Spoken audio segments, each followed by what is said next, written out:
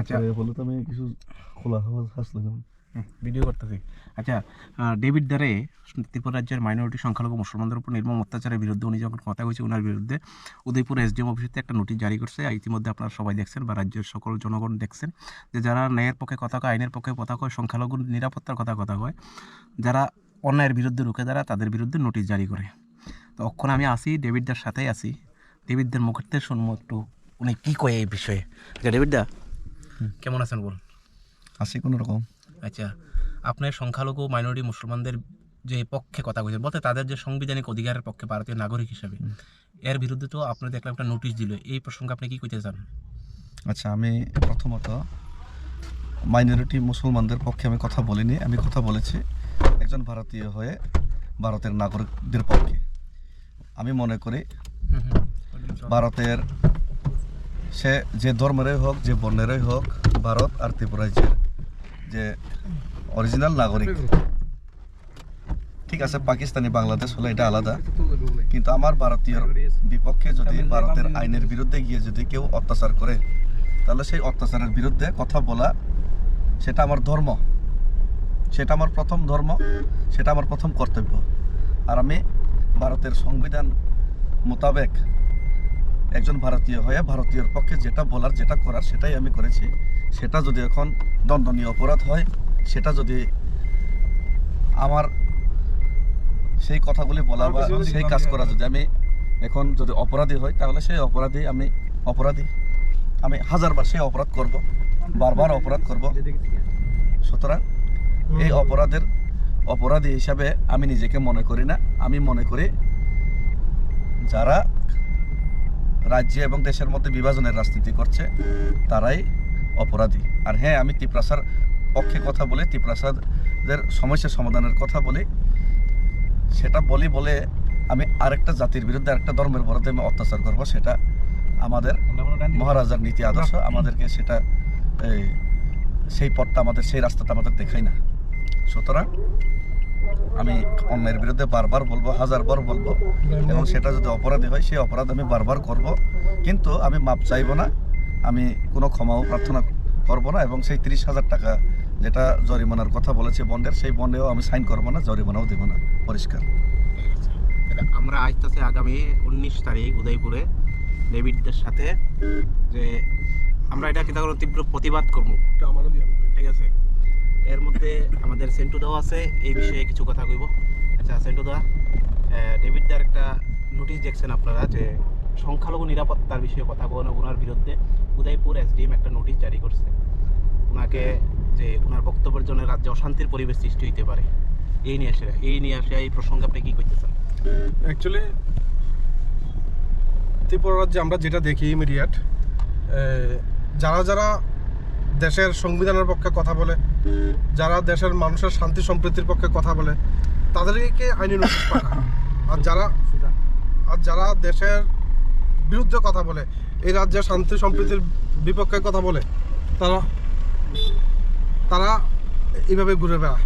কিছুদিন আগে আমরা দেখেছি মেলাঘর, একটা হিন্দু সম্মেলনে একজন বাইরের মানুষ, জানি না চিনি না কোথা থেকে এসেছে, কীভাবে সম্প্রীতি নষ্ট লাগিয়া, সম্প্রীতি নষ্টের জন্য কিভাবে কথা বলেছিল। তো আমি বলতে চাই, মুসলিমরা যারাই আছেন, আমার কথা যারাই শুনছেন, একটা কথাই শুধু বলবো যে আমরা যখন বিপদে ছিলাম বা আমরা যখন বিপদে, কেউ কিন্তু আমাদের পাশে এগিয়ে আসেনি। একমাত্র ডেভিড মুরা সিং আমাদের পাশে এগিয়ে এসেছিল। তো আজকে যদি আমরা ডেভিডের পক্ষে কথা না বলি, বা ডেভিডের যে সমন এসেছে এসডিএম থেকে, এটা যদি আমরা পাশে না দাঁড়াই, ভবিষ্যতে কেউ আমাদের পাশে দাঁড়াবে না। আগামী 19 তারিখ ডেভিড যাবে এসডিএম অফিস উদয়পুরে। আপনারা যারা আছেন, যারা ভাবেন না আমার বিপদের সময় একমাত্র ডেভিড আমাদের পাশে দাঁড়িয়েছে, সত্যি কথা বলেছে। ডেভিড সত্যি কথা বলেছিল, এই দেশের সংবিধান মেনে কথা বলেছে। এই দেশ গান্ধীর নীতিতে চলে, নেতাজি সুভাষচন্দ্র বসুর নীতিতে চলে, স্বামী বিবেকানন্দের নীতিতে চলে। এই দেশ গডসের নীতিতে চলে না। তাই ডেভিড যেটা বলেছে সেটার পক্ষে যদি প্রমাণ করেন যে ডেভিড হ্যাঁ আমাদের পক্ষে দাঁড়িয়েছে, আপনারা আসুন সবাই। কারণ যদি আজকে আপনারা না এগিয়ে আসেন, ভবিষ্যতে মুসলিমের পক্ষে কেউ কথা বলবে না। ধন্যবাদ আপনাকে। আমি একটাই কথা বলতে চাই, গান্ধী, আম্বেদকর বা আমরা সরোজিনী নাইডু বা আমরা এই এপিজে আব্দুল কালাম আজাদ, মাদার তেরেজা হোক, সবাইকে আমরা সম্মান করি, রেসপেক্ট করি, কিন্তু গডসেকে গডফাদার মানতে পারবো না। গডসের আইডিয়াতে ভারতবর্ষ হবেও না। গডসে আর জিন্না আর এখন বাংলাদেশের মধ্যে যে মৌলবাদী সংগঠন চলছে, তারা সব কি বলবো, একই খেতি কা মূলি হে। ধন্যবাদ। এখন আমাদের সাথে আছেন আমাদের একজন বিশিষ্ট সমাজসেবী এবং আইনজীবী, আমাদের এই শ্রদ্ধেয় বড় ভাই। ওনার মুখেতে শুনবো যে অ্যাকচুয়ালি গত কিছুদিন আগে আমাদের ভাই ডেভিড ভাই এই রাজ্যের সংখ্যালঘু মুসলমানদের প্রতি অত্যাচার হচ্ছে, এর বিরুদ্ধে যে প্রতিবাদ করছে, হয়তো বা দেখছেন আপনার সামনে ভিডিওটা আইছে, এর বিরুদ্ধে ওনার এগেনস্টে একটা উদয়পুর এসডিএম অফিস থেকে একটা নোটিশ দেওয়া হয়েছে। উনি নাকি শান্তি সম্প্রীতি ঐক্য নষ্ট করার জন্য কথা কইছে। তো এটা আপনার কাছে কতটুকু একদম লাগে, আপনি একটু ব্যাখ্যা করেন। আসলে ডেভিড ভাই যে বক্তব্যটা উনি দিয়েছেন, উনি বাংলাদেশে যেমন সংখ্যালঘু উপর আক্রমণ হলে উনি প্রতিবাদ করেন, ত্রিপুরাতে হলেও আমরা দেখেছি উনি প্রতিবাদ করছেন। তো আসলে এসডিএম সাহেব হয়তো না জেনে না বুঝে ওনার বিরুদ্ধে একটা 126 বিএনএসএসের একটা নোটিশ দিয়েছেন।